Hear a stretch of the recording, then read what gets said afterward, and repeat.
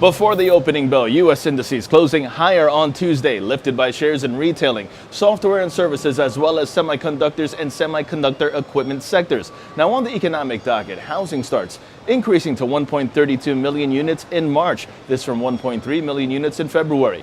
Building permits slightly improving to 1.35 million, and industrial production advancing 0.5% month over month during the month of March. Advancers ahead of decliners, 79% of S&P 500 constituents. They traded higher yesterday. Now after the markets closed, United Continental reporting first quarter adjusted EPS of 50 cents on operating revenue up 7% year over year. IBM announcing first quarter operating EPS up 4% year over year to $2.45, while Lam Research unveiling third quarter adjusted EPS of $4.79 on revenue of $2.89 billion.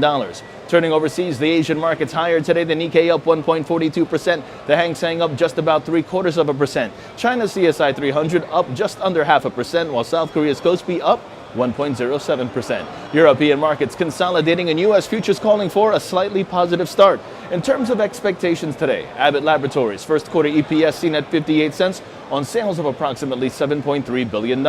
American Express first quarter EPS seen at $1.71, while Kinder Morgan first quarter EPS seen at 21 cents. Morgan Stanley first quarter EPS seen at $1.25. Well, on the economic docket, 8:30 in the morning, we have remarks from Federal Reserve's Dudley at the Community Bank Conference, while 2 o'clock this afternoon, we have the Federal Reserve's Beige Book.